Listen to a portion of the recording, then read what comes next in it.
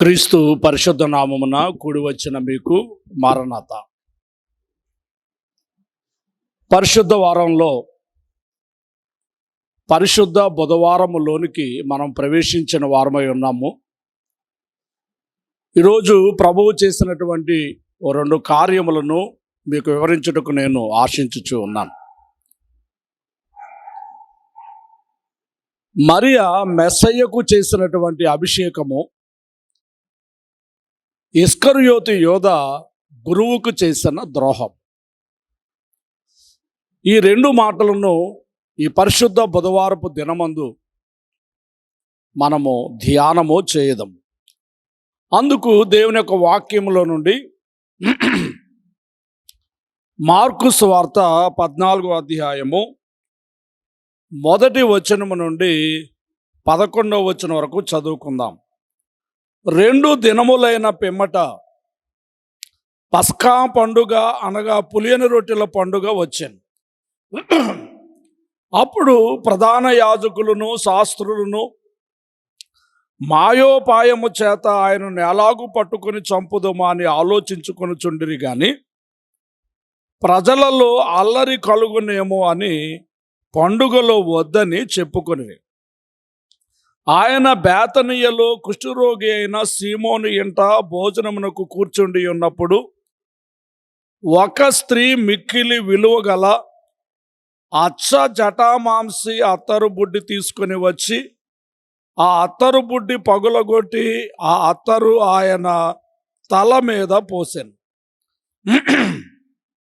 అయితే కొందరు కోపపడి ఈ అత్తరు ఎలాగూ నష్టపరచనేలా, ఈ అత్తరు 300 దేనారముల కంటే ఎక్కువ వెలకమ్మి బీదలకియ్యవచ్చునని చెప్పి ఆమెను గూర్చి సనుగుకొనిరి.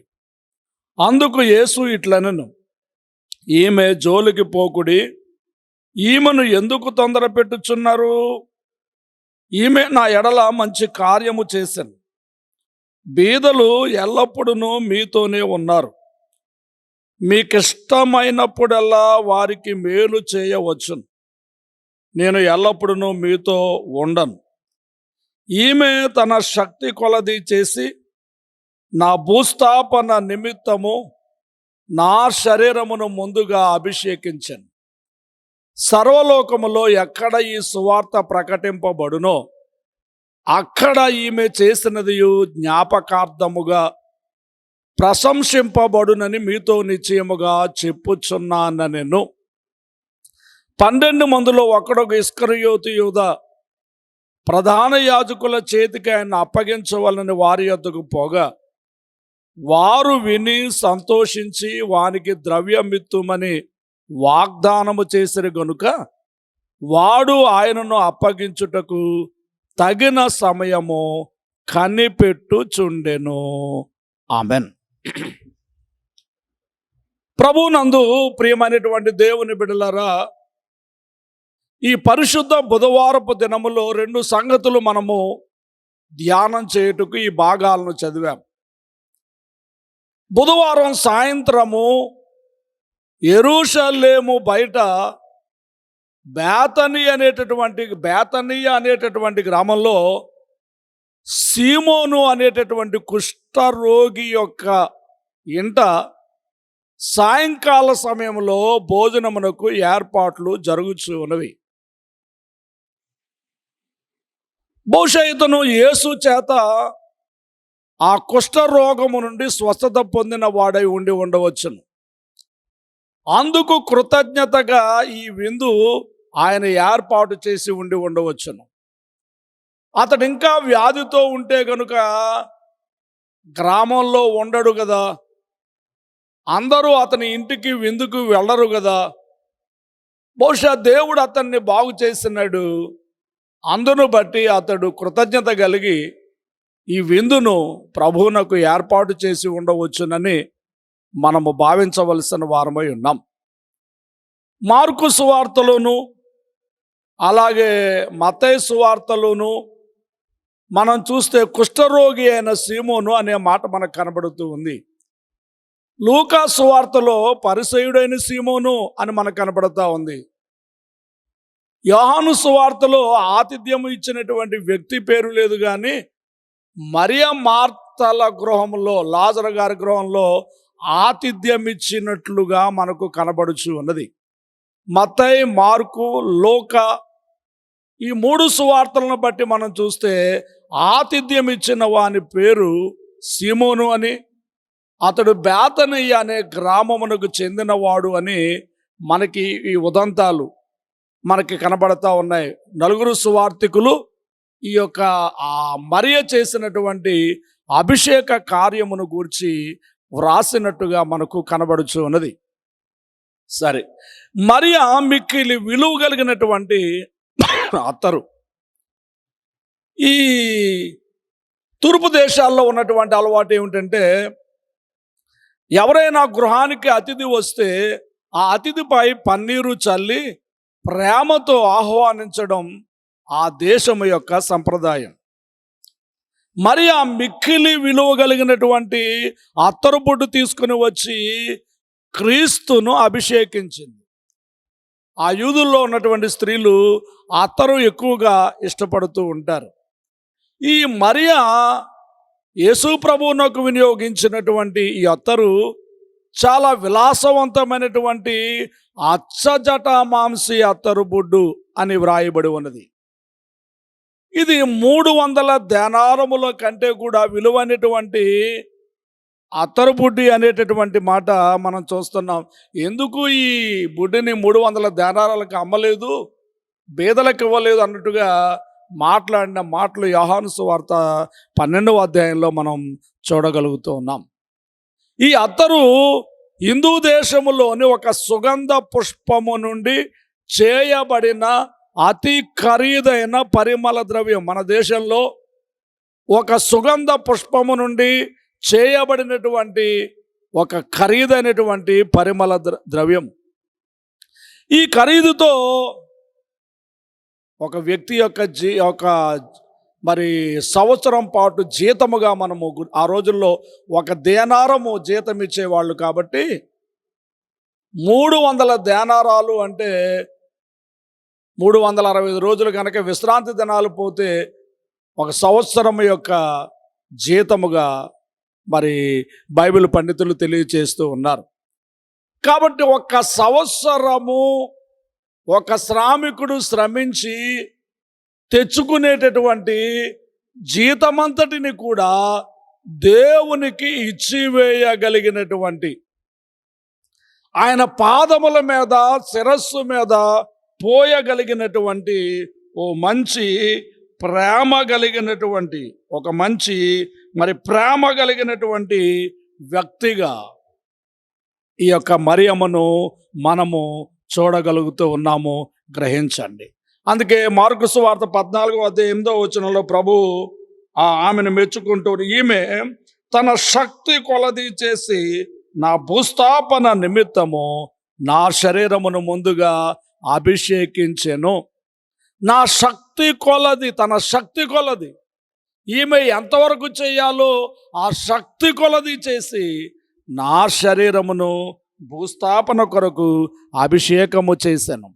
ఆమె తెలిసే చేసిందో తెలియకే చేసిందో, కానీ గొప్ప కార్యము ఆమె చేసినట్టుగా మనం చూడగలుగుతాం. అచ్చజట మాంసి అత్తరు అనేటటువంటి మాట మనము చూడగలుగుతూ ఉన్నాం. 3వ వచనంలో ఆ స్త్రీ మిక్కిలి విలువ గల అచ్చజట మాంసి అత్తరు బుడ్డు తీసుకుని వచ్చి ఆ అత్తరు బుడ్డు పగులగొట్టి ఆ అత్తరు ఆయన తల మీద పోసాను. పెద్దలకు వాడేటటువంటి ఆ వస్తువులు పగలగొట్టేసేవారు. ఎందుకనంటే వేరొకరు, ఆ పెద్దలు వాడిన వస్తువును వేరొకరు వాడకుండా నిమిత్తము. అలాగే మృతదేహములకు వాడేటటువంటి ఆ వస్తువులను కూడా పగలగొట్టడం చేస్తూ ఉంటారు. ఈమె కూడా ఆ అత్తరు బుడ్డును పగలగొట్టి ఆయన తల మీద పోయి చూడనట్లుగా మనం చూడగలుగుతూ ఉన్నాం. నిర్గమకాండంలోను, పరమగీతాల్లోను, అలాగే ప్రస్తుతం మనం చదువుకున్నటువంటి యొక్క సువార్తల పాఠాల్లోనూ అచ్చజట మాంసి అత్తరు అనేటటువంటి మాట మనం చూడగలుగుతూ ఉన్నాము. ప్రియమైనటువంటి వాళ్ళరా, గుర్తించాలని మీకు మనవి చేస్తూ ఉన్నాను. ఈ అభిషేకములో ఉన్నటువంటి విషయములు, విశేషములు కొన్ని మాటలు చెప్పి మనం ముందుకు సాగుదాం. ప్రియులారా, ఈ అభిషేకములో ఉన్న విశేషములు ఏమిటి అంటే, ప్రేమ యొక్క అత్యంతమైనటువంటి విలువను ఇక్కడ మనం చూడగలుగుతున్నాం. ప్రేమ లెక్కలు చూడదు. అంత విలువైనటువంటి ఆ యొక్క అభిషేక తైలం లేక ఆ అచ్చజటామాంసి అత్తరు ఆయన శిరస్సు మీద పోసి ఆమె అభిషేకిస్తూ ఉంది. లెక్కలు కట్టుకోవడం లేదు. కానీ అక్కడ ఉన్నటువంటి యోధా గారు మాత్రం అన్నారు, దీన్ని 300 దేనారాలకు ఎందుకు అమ్మలేదు అని. ఎందుకనంటే ప్రేమ లెక్కలు చూడదు, త్యాగమే చేస్తూ. యేసుక్రీస్తు ప్రభువారు కూడా మనల్ని ప్రేమించి ఎన్నో అవమానాలను భరించారు. త్యాగమే చేస్తుంది ప్రేమ తప్ప లెక్కలు చూడదు. ఆ తరువాత వచ్చే కష్టములను చూడదు. ప్రేమ త్యాగం చేస్తుంది, లెక్కలు చూడదు. ప్రేమ శక్తికి మించి ఇచ్చుటకు ప్రేరేపింపబడుతుంది. అందుకే ఆమె శక్తి కొలది చేసింది అన్నారు ప్రభువారు. శక్తికి మించి చేయడానికి కూడా ప్రేమ ప్రేరేపించబడుతూ ఉంది. కాబట్టి ఈ కార్యము, ఈ అభిషేక కార్యము ప్రేమ యొక్క అత్యంత విలువను మనకు కనపరచుచు ఉన్నది. రెండవదిగా మనం చూస్తే ఇది శిష్యుల దృష్టిలో వృధా కార్యంగా కనబడతా ఉంది. అవును, సాధారణ దృష్టితో మనం ఎవరిని చూసినా ఇది వృధా కార్యంగానే కనబడుతుంది. ఓ సంవత్సరపు విలువైనటువంటి ఆ సొమ్మును, ఓ శ్రామికుడు సంపాదించినటువంటి సొమ్మును వ్యర్థంగా పాడు చేశారేమి అనిపిస్తూ ఉంటుంది సాధారణ మనసుతో మనం ఆలోచన చేసినప్పుడు. కానీ ప్రేమ గల మనస్సుతో మనము చూస్తే, ప్రేమించే మనసుతో మనం చూస్తే అంతకు మించి ఇంకా మనం ఏం చేయగలమా అని ప్రేమ ఆలోచిస్తూ ఉంది. 300 దేనారాలే కాదు, ఇంతకు మించి ఇంకేం చెయ్యాలో అని ఆలోచిస్తూ ఉంటుంది. కాబట్టి ఆ ప్రేమ కలిగినటువంటి మనసుతో ఈ మరియమ్మ ప్రభువారిని అభిషేకించుచున్నది, ఘనపరచుచు ఉన్నది. ఇక మూడవదిగా మనం చూస్తే అవకాశాలు తరచుగా రావు. వచ్చిన అవకాశాన్ని సద్వినియోగం చేసుకోవాలి. వచ్చిన అవకాశాన్ని చేజార్చుకుంటే మరలా అవకాశాలు రాకపోవచ్చు. అందుచేత ఆ స్త్రీ తనకు వచ్చినటువంటి అవకాశాన్ని సాహసించి ఎంతో చక్కగా వినియోగించుకొని విలువైనటువంటి అత్తరును ఆయన పాదముల మీద, తల మీద పోసి అవకాశమును సద్వినియోగం చేసుకుంది. ప్రియమైన వాళ్ళ, అలాగే మనం కూడా ఈ జీవితంలో మనకిచ్చినటువంటి యొక్క ఆయుష్ను సద్వినియోగం చేసుకొని దేవుణ్ణి స్తుతిస్తూ, ఘనపరుస్తూ, కీర్తిస్తూ, ఆయన నామానికి కీర్తి తెస్తూ జీవించవలసిన అవసరాన్ని మనం కలిగిన వారమై ఉన్నాం. ప్రియులారా, ఆమె తెలుసో తెలియకో యేసుక్రీస్తు ప్రభువారిని భూస్థాపన నిమిత్తము సిద్ధపరిచినట్లుగా మనము చూడగలుగుతూ ఉన్నాం. ఇక 5వ మాట మనం చూస్తే నేటికి ఆమె ప్రేమ మరి ఇంకా సువార్త ప్రకటింపబడుతుంది. 2000 సంవత్సరాల నుంచి ఆమెను గూర్చి నేటికి సువార్త ప్రకటింపబడినప్పుడెల్లా ఈమె చేసిన కార్యము ప్రశంసింపబడుచున్నది. ప్రతి ఏటా ఈ పరిశుద్ధ బుధవారపు దినమందు, ఈ పరిశుద్ధ వారంలో మరియమ్మ గారిని జ్ఞాపకం చేసుకుంటూ ప్రపంచంలో ఉన్న క్రైస్తవ సంఘమంతా ఆమెను ప్రశంసించుచున్నారు. ఒక శ్రామికుని సంవత్సరపు కూలి అంత డబ్బును తీసుకుని వచ్చి యేసుప్రభు వారికి అభిషేకం చేసింది అని ఆమెను ప్రశంసించుతూనే ఉన్నారు. అంతేకాకుండా పూర్వం ప్రవక్తలు అభిషేకం చేసేవారు. దావీదు గారికి సమూయేలు అభిషేకం చేశారు. ఈలాగు ప్రవక్తలైన వారు, రాజులైన వారిని, ప్రవక్తలైనటువంటి వారిని అభిషేకం చేస్తూ ఉంటే ఒక సామాన్యురాలైనటువంటి ఒక స్త్రీ యేసు ప్రభు వారిని, రాజులకు రాజు అయినటువంటి యేసు ప్రభు వారిని అభిషేకం చేస్తూ ఉన్నది. ఎంత గొప్ప కార్యం ఇది, ఎంత ఘనమైన కార్యం ఇది, ఎంత ఆశ్చర్యమైన సంతోషకరమైన కార్యం ఇది. అట్టి గొప్ప కార్యమును దేవుడు ఆమెకు అనుగ్రహింప చేస్తున్నారు. అంతేకాకుండా ఇది జ్ఞాపకార్థమైన కార్యముగా, మహోన్నతమైనటువంటి కార్యంగా సర్వలోకంలో సువార్త ప్రకటింపబడినప్పుడల్లా ప్రతి చోట ఈ సువార్త ప్రకటింపబడుతుంది అని కూడా మనం అక్కడ చూడగలుగుతూ ఉన్నాం.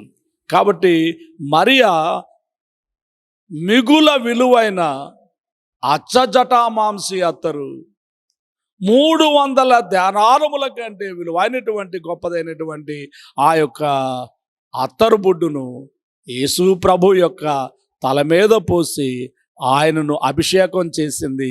ఇది పరిశుద్ధ బుధవారంలో మరియ చేసినటువంటి అభిషేక కార్యం.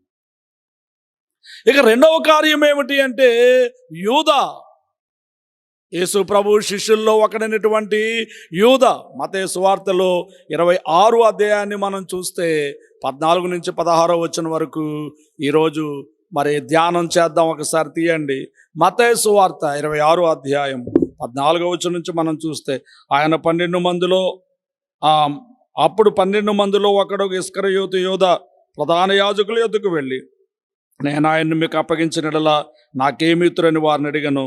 అందుకు వారు 30 వెండి నాణెములు తూచి వారికి ఇచ్చిరి. వాడప్పటి నుండి ఆయన్ని అప్పగించుటకు తగిన సమయము కనిపెట్టుచుండే. లూకాసు వార్త 22 అధ్యాయంలో 3వ వచనాన్ని కూడా మనం చూస్తే, లూకాసు వార్త 22 అధ్యాయము 3వ వచనంలో, అంతటా 12 మంది శిష్యుల సంఖ్యలో చేరిన ఇస్కరియోతు అనబడిన యూదాలో సాతాను ప్రవేశించెను. కెరోయోతు గ్రామమునకు చెందినటువంటి యూదా.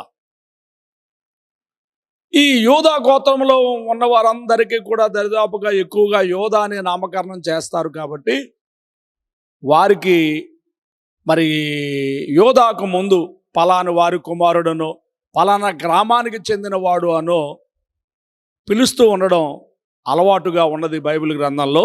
కాబట్టి ఇక్కడ కెరోయోతు గ్రామమునకు చెందిన యోధా అని చెప్పడానికి ఇస్కరియోతు యోధా అని దైవ గ్రంథంలో ఆయన పేరు వ్రాయబడి ఉండటం మనం చూస్తున్నాం. ఈయన యోదయ ప్రాంతానికి చెందినవాడు.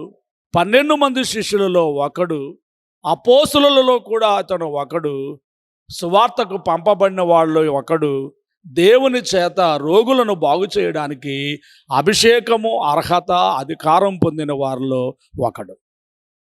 ఇట్టి అభిషేకింపబడినటువంటి ఇస్కరియోతు యూదా యేసుక్రీస్తును అమ్మివేయడానికి యాజకులతో మంతనాలు జరుపుచూ ఉన్నాడు. వీరి దగ్గరకు, అంటే ఇస్కరియోతు యూదా దగ్గరకు ప్రధాన యాజకులు పెద్దలు రాలేదు, కానీ ఈయనే పెద్దల యొద్దకు వెళ్ళి అమ్ముటకు బేరములాడుచూ ఉన్నాడు. కారణం ఏమిటంటే ప్రవచనము నెరవేర్చబడవలసి ఉన్నది. ప్రవచనము నెరవేర్పబడవలసి ఉన్నది. కార్యం జరగాలి. ఈ పస్కా పండుగ దినమున పస్కా పశువు అయినటువంటి గొర్రెపిల్లైనటువంటి యేసుక్రీస్తు మరణించాలి. కాబట్టి ఒక్కొక్క కార్యము తాను ఉద్దేశించినట్టుగా, సంకల్పించినట్లుగా జరుగుతూ ఉంది. కీర్తన గ్రంథంలో 41 అధ్యాయం 9వ వచనాన్ని మనం చూస్తే, కీర్తన గ్రంథము 41 అధ్యాయము 9 వచనము మనము చూచినట్లయితే అక్కడ ఒక మాట కనబడుతుంది. నేను నమ్ముకొని నా విహితుడు, నా ఇంట భోజనము చేసిన వాడు నన్ను తన్నుటికాయ తన మడిమ నెత్తెను. నేను నమ్ముకున్న నా విహితుడు, నా ఇంట భోజనము చేసిన వాడు నన్ను తన్నుటికాయ తన మడిమ నెత్తెను. హితుడు అనగా స్నేహితుడు, శ్రేయోభిలాషి, స్నేహాన్ని కోరేవాడు. విహితుడు అనగా ఇంకా బాగా దగ్గరైనటువంటి స్నేహితుడే, ఫెమిలియర్ ఫ్రెండ్. ప్రియమైనటువంటి బాగా దగ్గరైనటువంటి ఈ స్నేహితుడే ఏం చేస్తున్నాడు అంటే నన్ను తన్నుటకాయ తన మడిమని, అంటే శిష్యులలో ఒకడు అధికారము పొందినవాడు, అభిషేకం పొందినవాడు, అపోస్తలుడుగా పంపబడిన వాడునైనటువంటి ఈయన యేసు ప్రభువును అమ్ముటకు సిద్ధపడుతూ ఉన్నాడు, బేరములాడుచూ ఉన్నాడు, బేరము కుదుర్చుకున్నాడు, సమయం కొరకు ఎదురు చూస్తూ ఉన్నాడు. జకరియా ప్రవచనంలో కూడా మనం చూసినప్పుడు ఆ 11వ అధ్యాయంలో ఈ మాటలు మనకు కనబడుతున్నాయి. 12వ వచనంలో, మీకు అనుకూలమైన ఎడల నా కూలి నాకియుడి, లేని ఎడల మానివేయుడని నేను వారితో అనగా, వారు నా కూలికై 30 తులముల వెండి తూచి ఇచ్చిరి. ప్రవక్తలు ముందుగానే ప్రవచించారు. యేసుక్రీస్తును గూర్చి, ఆయన బాల్యము, జన్మము, ఆయన మరణము, ఆయన శిలువ కార్యము, శిలువ యజ్ఞము అన్నిటిని గూర్చి కూడా ముందుగానే ప్రవచించారు. ప్రవచన పురుషుడు కనుక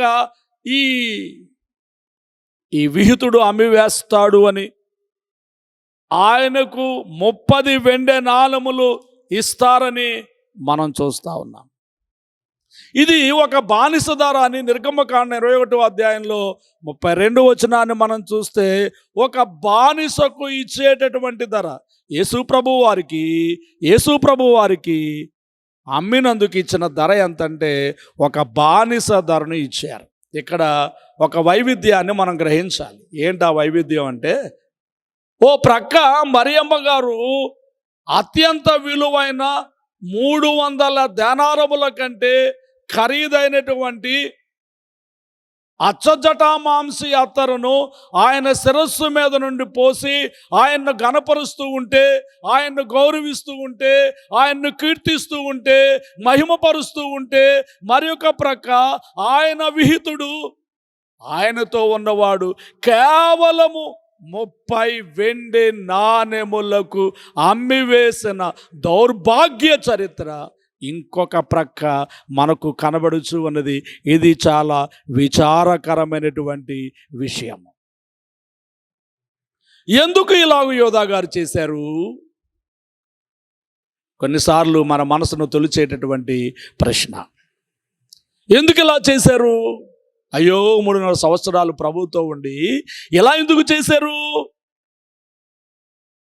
యోధా గారు ధనాశపరుడు. తిమోతి మొదటి పత్రికలో 6వ అధ్యాయం 10వ వచనంలో తిమోతికి అదే హెచ్చరిక చేశాడు తన ఆత్మీయ తండ్రి అయినటువంటి పౌలు గారు. ధనాపేక్ష సమస్తమైన కీడులకు మూలం. ధనాపేక్ష సమస్తమైన కీడులకు మూలము. పాత నిబంధన పాఠంలో మనం చూస్తే ప్రవక్త అయిన బిలాము, ఎలీషా శిష్యుడైనటువంటి గెహాజీ ఈ ధనాపేక్షతోనే నాశనమయ్యారు. ఈ కొత్త నిబంధన పాఠంలో చూస్తే శిష్యుడైనటువంటి యూదా, అలాగే ఆదిమ సంఘంలో అననీయ సప్పీరాలు డబ్బును ప్రేమించి దేవునికి దూరమయ్యారు. డబ్బును ప్రేమించేవారు దేవుణ్ణి ప్రేమించలేరు. అందుకే యేసు ప్రభు మత్తయి సువార్తలో 6వ అధ్యాయము 24వ వచనంలో 6వ అధ్యాయం 24వ వచనంలో ఈ హెచ్చరికను ముందుగానే ఆయన చేసి వెళ్ళారు. 6వ అధ్యాయము మత్తయి సువార్త 24వ వచనము, 6వ అధ్యాయం 24వ వచనం, ఎవడును 2 యజమానులకు దాసుడుగా ఉండనేరడు. అతడు ఒకరిని ద్వేషించి మరొకరిని ప్రేమించును, లేదా ఒకని పక్షముగా నుండి ఒకరిని తృణీకరించును. మీరు దేవునికిని సిరికిని దాసులుగా ఉండనేరరు. మీరు దేవునికిని సిరికిని దాసులుగా ఉండనేరరు. ఇప్పుడు యోధా గారు కొన్నాళ్ళు రెండిటికి దాసుడుగా ఉన్నాడు, కానీ చివరకు దేవుణ్ణి విడిచాడు, సిరికి దాసుడైపోయాడు. డబ్బును ప్రేమించేవాడు దేవుణ్ణి ప్రేమించలేడు. ప్రియమైనటువంటి వాళ్ళ గ్రహించాలని మీకు మనవి చేస్తూ ఉన్నాను. ఇక రెండవదిగా మనం చూస్తే యూదా పడిపోవడానికి మరొక కారణం ఏమిటంటే, యూదాలో సాతాను ప్రవేశించారు. మనం లూకా సువార్తలో చదివే 22వ అధ్యాయం 3వ వచనంలో ఉన్నటువంటి మాట మనం చదివే ముందే మనం చదువుకున్నాం. అదేమిటి అంటే, ఇస్కరియోతు అనబడిన యూదాలో సాతాను ప్రవేశించెను. ఇస్కరియోతు అనబడిన యూదాలో సాతాను ప్రవేశించెను. ఇంకో మాటలో చెప్పాలంటే యోహాను సువార్తలో 6వ అధ్యాయం, యోహాను సువార్తలో 6వ అధ్యాయంలో 70-71 వచనాలు, అందుకు యేసు, నేను మిమ్మల్ని 12 ఏర్పరచుకొనలేదా? మీలో ఒకడు సాతాను అని వారితో చెప్పెను. మీలో ఒకడు సాతాను, మీలో ఒకడే సాతాను అంటే అతడు సాతాను కాదు, కానీ సాతాను అతనిలో నుండి పనిని జరిగించుచు ఉన్నాడు. యేసుక్రీస్తు ప్రభు సువార్త ఆరంభించగానే ఆయన 40 రోజులు ఉపవాసం ఉండినప్పుడు సాతాను శోధించినట్టుగా మనం లూకా సువార్తల పాఠాల్లో చదువుతూ ఉన్నాం.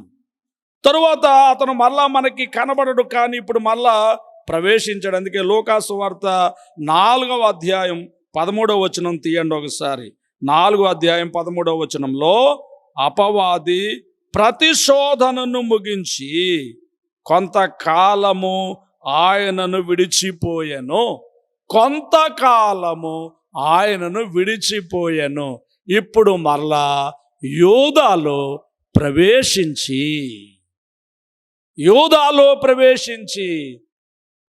శోధించడానికి ఆరంభించాడు. కొంతకాలం గ్యాప్ తీసుకున్నాడు. ఆరంభంలో శోధించాడు, తర్వాత కొంతకాలం ఆగాడు. మరలా యోధా ద్వారా క్రీస్తును సంహరించుటకు ప్రయత్నము చేయుచు ఉన్నాడు. కాబట్టి మీలో ఒకడు సాతానని యోహాను గారి ద్వారా ప్రభు చెబుతా ఉన్నారు. అలాగే లూకా గారి ద్వారా అతనిలో సాతాను ప్రవేశించెను.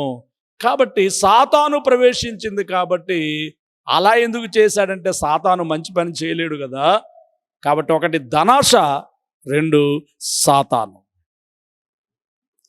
ప్రియులైన మూడవది ఏమిటంటే యోధా గారికి దేవుడు హెచ్చరిస్తూనే ఉన్నాడు. యోధా గారిని హెచ్చరిస్తూనే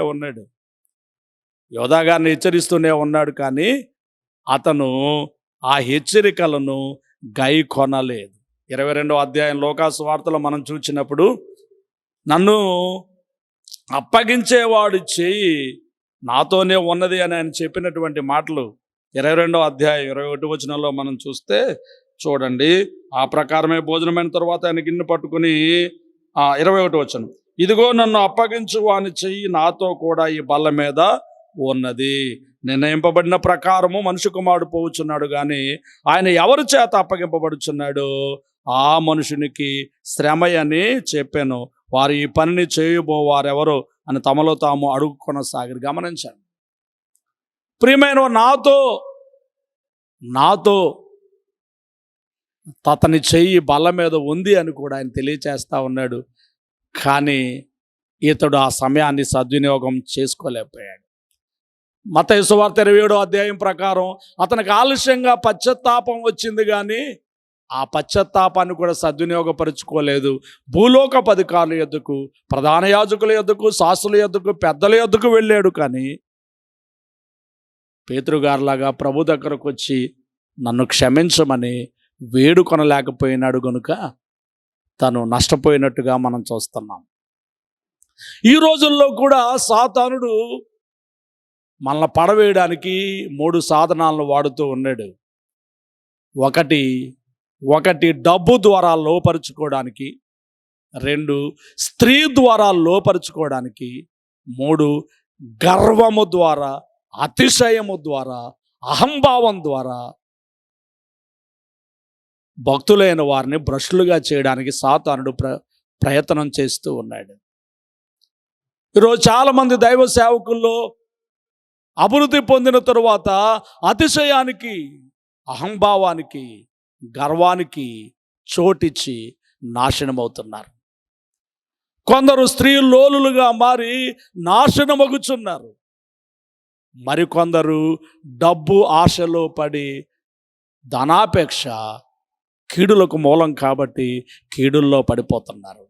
యోధావలే మనం పడిపోయే వారంగా కాకుండా సాతాను శోధించేటటువంటి శోధన విషయాలను మనం గుర్తించి డబ్బు కోసము కాకుండా దేవుని కోసం మనం పనిచేయాలి. స్త్రీలోలత్వంలో పడిపోకుండా ప్రభు మహిమ కొరకు జీవించాలి.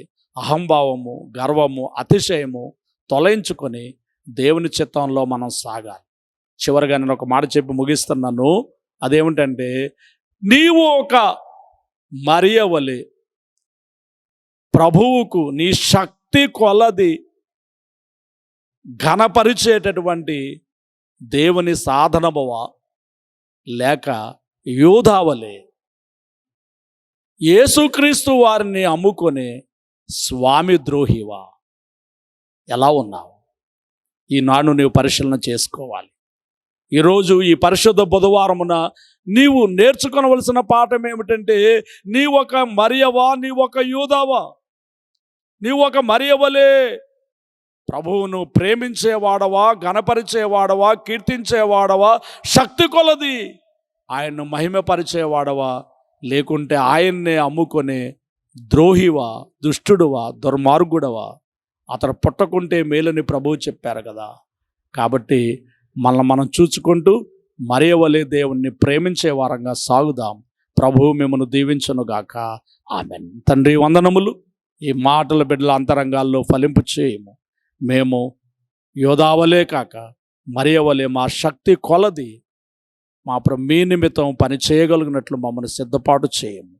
యేసుక్రీస్తు నామములో వేడుకొనుచున్నాం తండ్రి. ఆమెన్. పరలోకమందున్న మా తండ్రి, మీ నామం పరిశుద్ధపరచబడును గాక, మీ రాజ్యం వచ్చును గాక, మీ చిత్తం పరలోకమందు నెరవేరుచున్నట్లు భూమి అందు నెరవేరును గాక.